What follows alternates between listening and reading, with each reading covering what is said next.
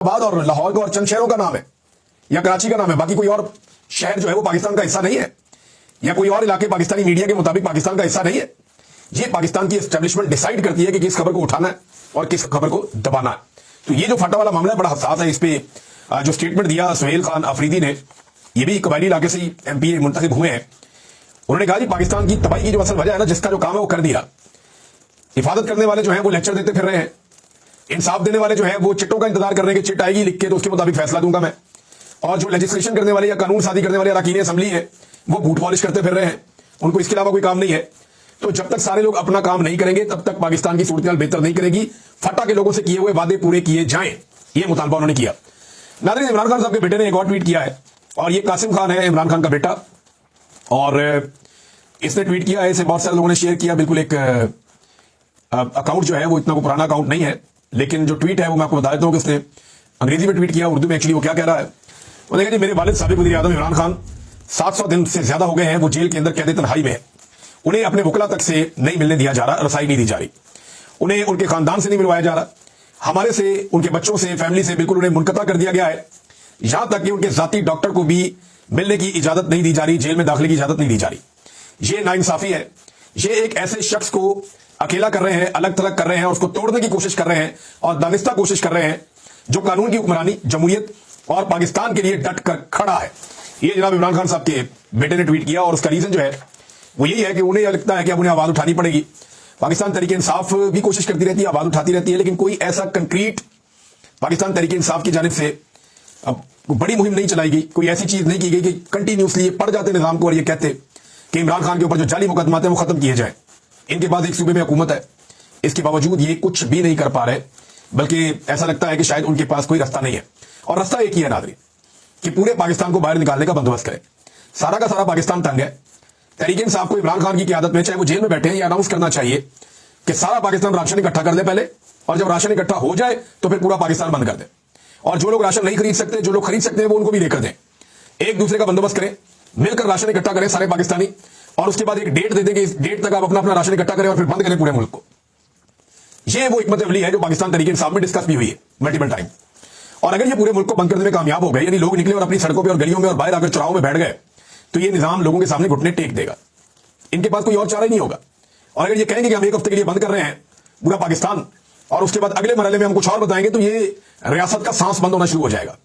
क्योंकि अवाम का मुकाबला कभी भी कोई फोर्स नहीं कर सकती। अगर अवाम महदूद तादाद में पहुंचे, किसी एक जगह जाना चाहे, तो ऑप्शंस होते हैं ताकतवर लोगों के पास, लेकिन लोग अपने अपने घरों में, अपने अपने इलाकों में बहुत ताकतवर होते हैं। अगर वो अपने अपने एरिया में निकलकर बैठ जाते हैं और पूरे मुल्क को बंद करने की कोशिश करते हैं, देखिए वोट तो इमरान खान का इतना है, सपोर्ट भी इमरान खान की बहुत बड़ी है। अब उसको चैनलाइज कैसे किया जाता है, लोग एक्टिवेट कैसे होते हैं, ये एक बड़ा सवाल है। और अगर लोग एक मरतबा, यानी एक मरतबा लोगों ने हल्ला मारना है, एक मरतबा पाकिस्तानियों को हिम्मत करनी पड़ेगी, और ये जो एस्टेब्लिशमेंट का जिन है ये पक्का पक्का बोतल में बंद हो जाएगा। और इसको अगर इस वक्त कोई बोतल में बंद कर सकता है तो वो इमरान खान है। देखिए बाकी सियासतदानों का भी इसमें रोल होगा, लेकिन वो रोल प्ले करने के लिए तभी सामने आएंगे जब उन्हें एतबार होगा कि ये जिन अब बोतल में बंद होने वाला है। नवाज शरीफ, शहबाज शरीफ, जरदारी, बिलावल, ये फजल रहमानी सब डरे हुए हैं। ये इमरान खान से भी डरते हैं, ये एस्टेब्लिशमेंट से भी डरते हैं, और ये तमाशा देख रहे हैं कि इनमें से जो जीतने लगेगा उसके साथ बात कर देंगे हम।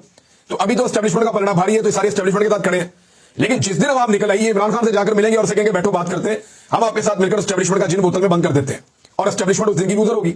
तो ये सारे इंतजार कर रहे हैं। डिपेंड करता है पाकिस्तानी अवाम के ऊपर कि वो किस शिद्दत के साथ खड़ी होती है।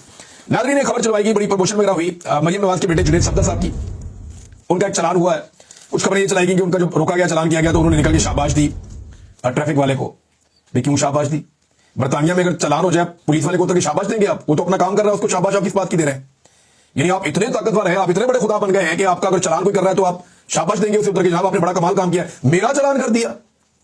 ऐसे तो नहीं होना चाहिए, तो तकब्बुर है। अब देखें ना, ये मैं जाती तौर पे जानता हूं कि इनका चलान कैसे हो सकता है। जाती तौर पे कैसे जानता हूं मैं बताता हूं। मैं मॉडल टाउन में रहता था, दाएं जानिब से जो सड़कें हैं वहां पे शहबाज शरीफ की और उनकी पूरी फैमिलियों के 7-8 घर थे।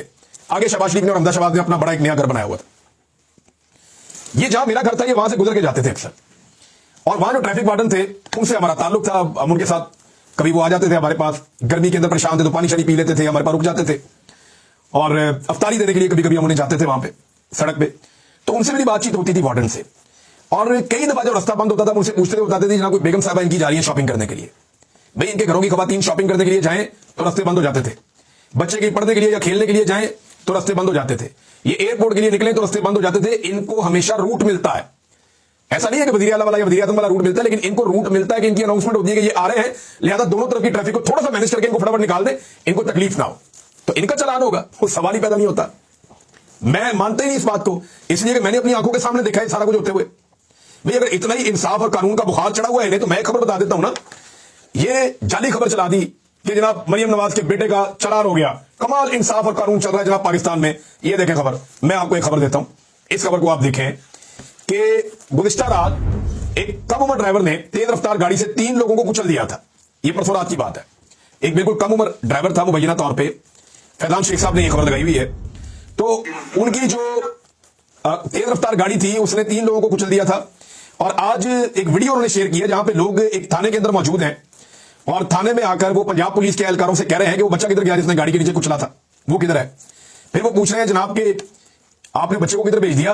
फिर कह रहे हैं जनाब जो बंदा उसका पोस्टमार्टम आप क्यों नहीं कर रहे, 8 घंटे से ज्यादा गुजर गए उसका पोस्टमार्टम नहीं कर रहे। ये है पंजाब में रूल ऑफ लॉ।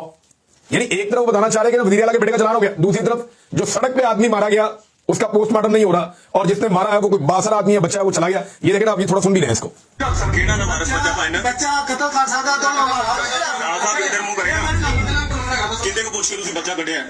ये वो पूछ रहा है पंजाबी में कि किससे पूछकर आपने वो बच्चा निकाला है, जिसने रात को बंदा मारा है।